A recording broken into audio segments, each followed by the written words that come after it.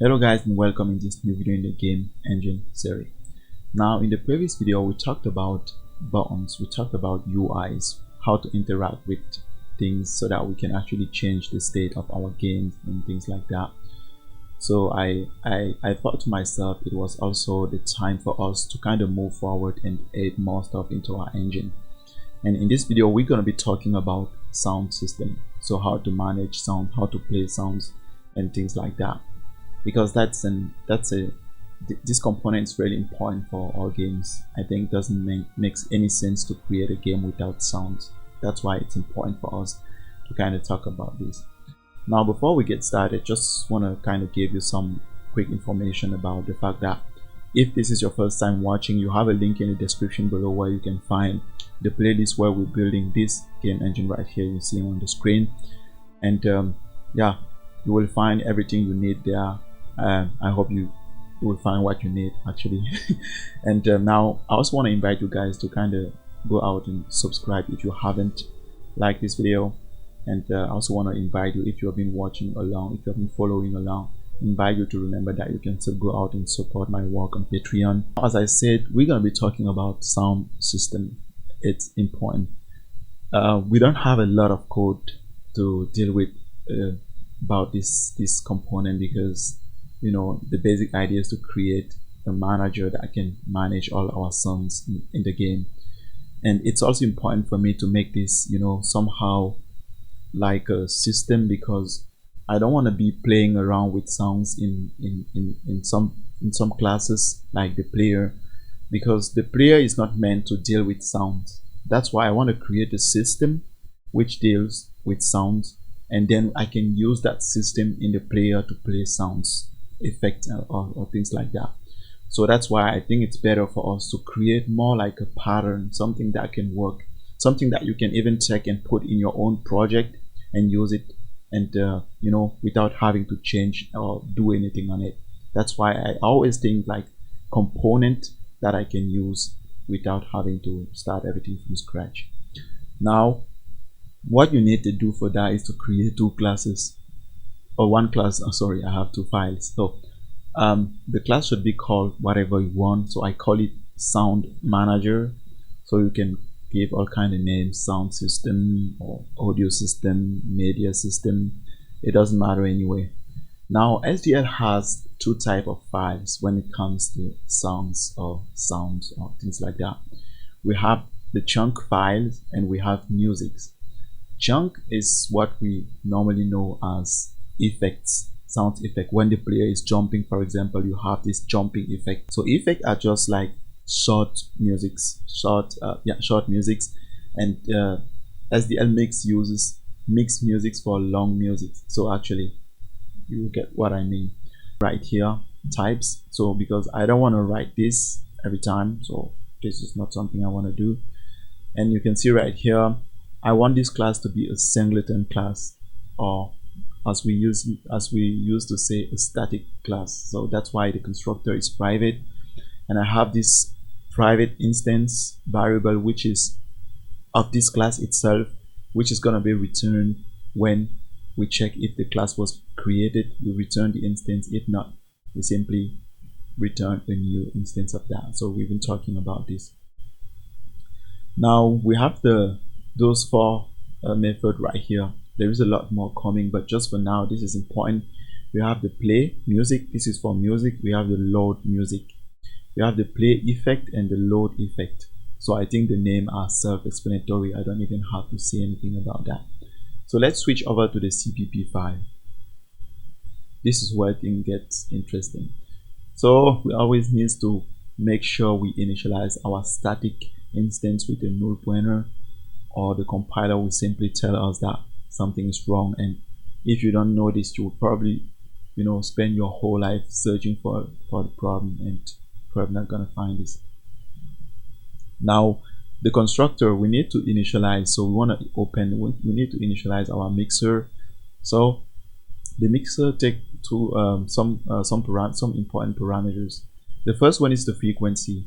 As you might probably know, we have this frequency here for CDs. I think CDs, all our CDs normally use this. it's true that today we kind of use the 48,000 mega or hertz, I don't know, whatever, but this is also okay since we're not kind of, you know, we're not creating like a software to play sounds or to produce music. So this is enough for us.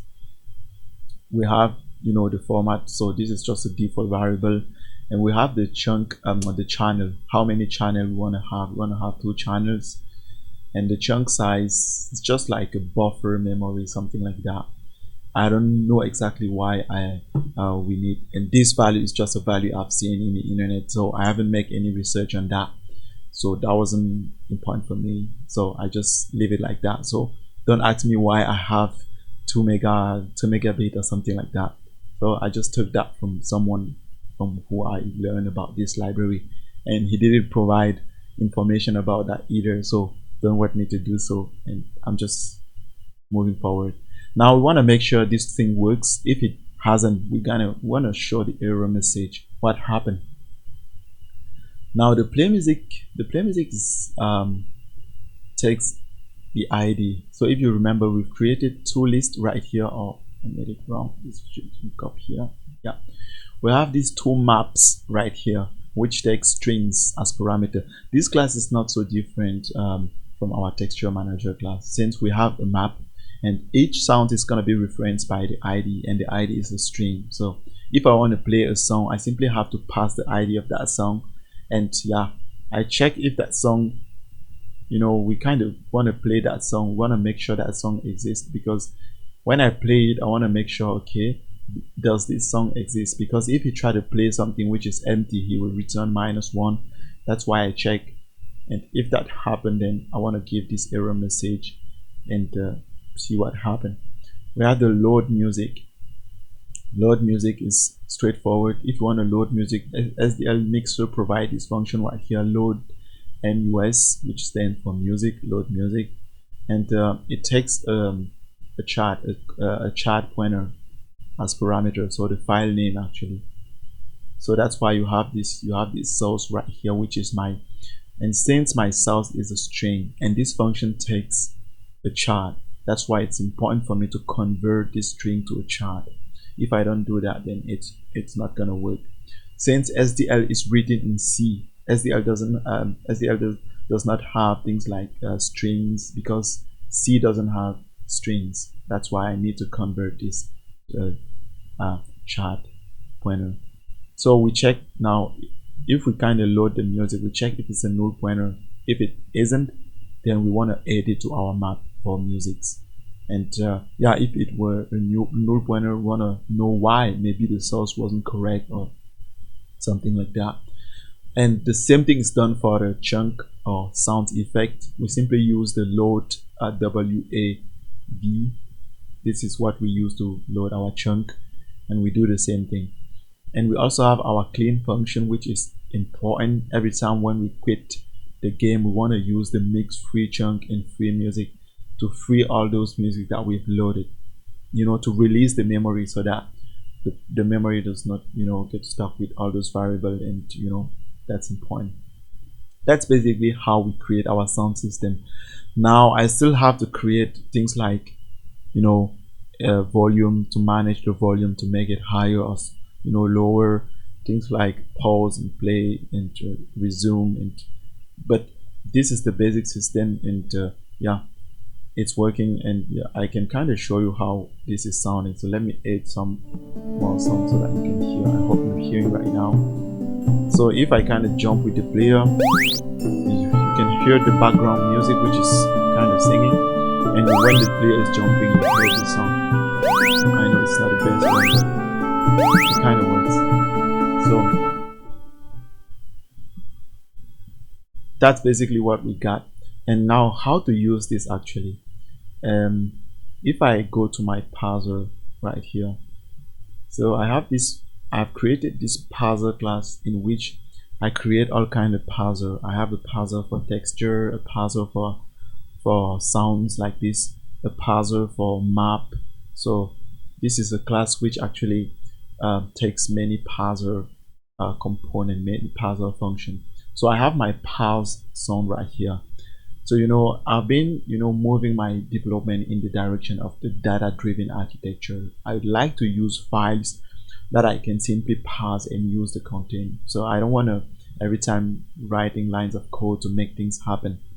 That's why the same thing as I have my texture, I have a sound file which contains, so let me find, give me a second, go to my desktop and so assets. So you can see right here I have this sounds. So if I show you the file, let me kind of move it to the side right here. You can see right here I have all my sounds.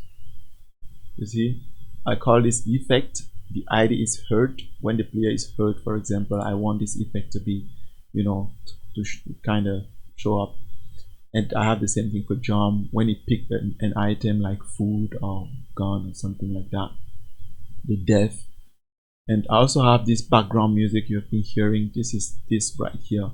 And you can see I put all my songs in a folder and I kind of give the path to those folder right here. And I can simply go in and grab them and pass them into my game system. That's the whole idea of this, and that's what I do here. I simply open the XML file that I just show you, and I make sure the file was opened correctly. If nothing was wrong, so I simply return false if it failed. I got the root element. So the root element is nothing than just these sounds. This is the root element, this first guy right here, and I got the root element. Now I want to kind of loop through all the childrens of this element right here. So that's why you see I'm looping right here. That's why I create this first child. As long as this is different from the null pointer, I want to move to the next child element. Now I want to check, is this current child element an effect or a music? That's why here I check, is this an effect? Okay, then I'm gonna be calling the load effect. You remember from our sounds manager we had the load effect, which is gonna pass this music inside of our effect map. Because we have two different maps, since we have two different types of files, it's important for us to have two different maps. We can do it anyway either. So now we also check if we have a music, so we call the load music and we pass that inside of our music. And if everything was correct, we kind of give a message to make sure this happened. And you can hear right now how the music is playing in the background. And this is all we wanted to have. And you can use this now for all your effects. Now, how did I use it in the player? Just want to make that, don't want to make the video too long. How did I use it in the player?